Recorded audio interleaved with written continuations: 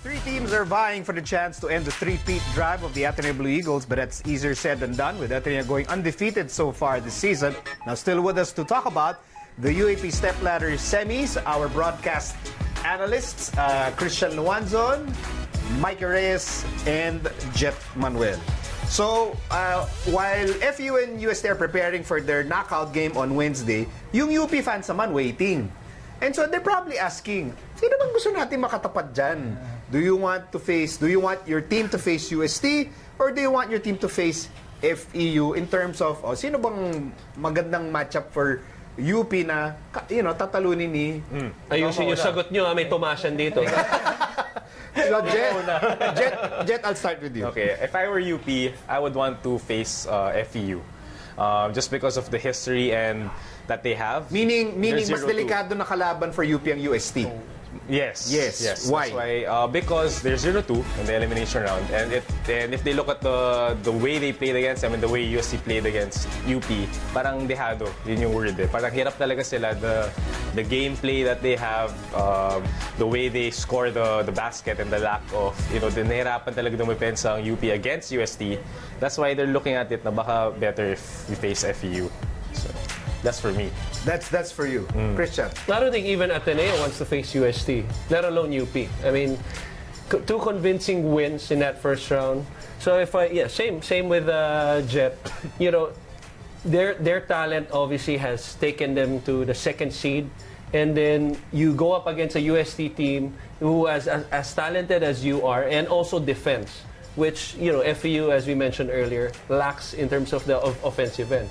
So you'd rather go up against a team na medyo one-sided ng konti, and then you can make up for your talent like Kobe Paras and Bite. Wait. So are you guys saying that even with a twice-to-beat advantage ang UP, you'd still be nervous kung ang kalaban mo UST? Oh yeah. Of course. Oh yeah. Of all the teams, UST ang mahirap talaga. Tama sila because based on the elimination round, obviously UST got those two convincing wins against UP. FU went 1-1, pero down the wire. That was just the Comboy hitting that three-pointer. Pero what for me is, it's gonna be offense versus offense kasi pag UST yung kalaban mo, and then UP. We know UP doesn't have the best defense in terms of stopping the basketball. And with UST kasi, I feel like you're gonna fall into that trap.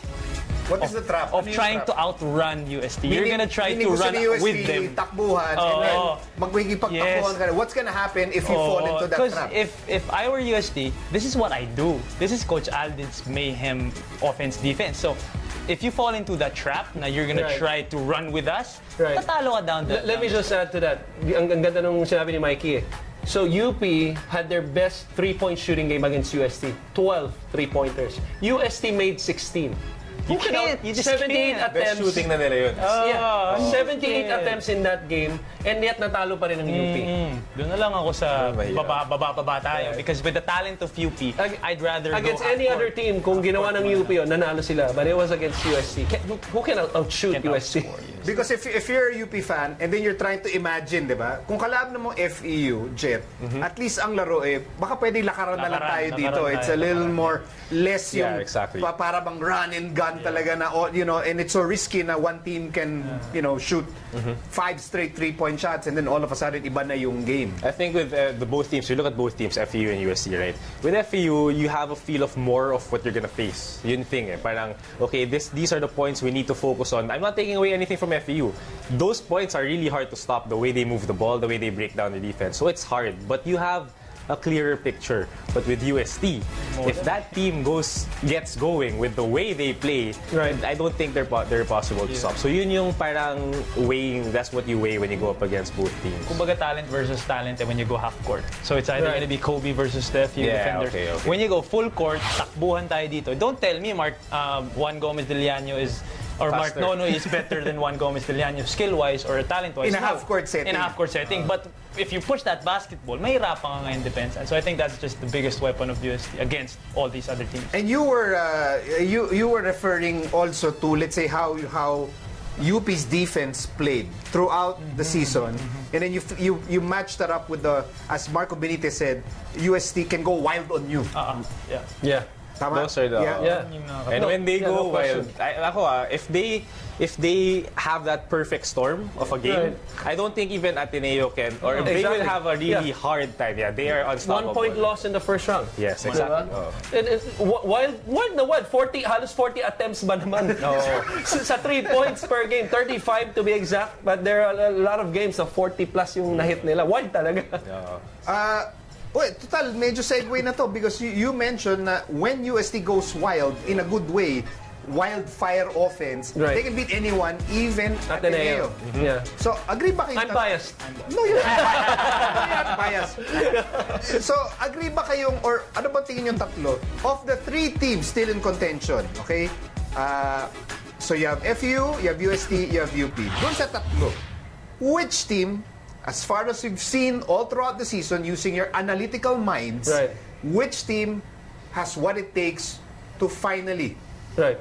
beat the Blue Eagles? Jet, age first before beauty. I'm gonna have to go with USC. So the way they perform, the way they play, and looking at the upside na lang, you know, Right. yun nga, if there's a perfect storm, I think they can beat any team, including Ateneo. None. I mean, unless, and this is a big Best if. team nga eh. Yeah. None. I mean, And you're just chance. being honest. yeah, I'm being honest. Wala, So, alam mo na so it's talaga. really none. Pwede pala sagot yun. Unless- Ako din eh. Ako din eh.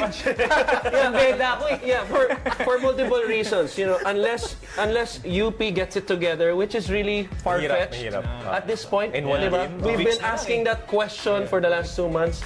Unless UST goes wild, which is really tough also against Ateneo, or unless FEU finds that firepower offensively. They don't have a single player averaging in double digits, at least for the first round last time I checked, diba? So they don't have that go-to player. So for those 3 things, if those 3 things doesn't happen for those teams, none.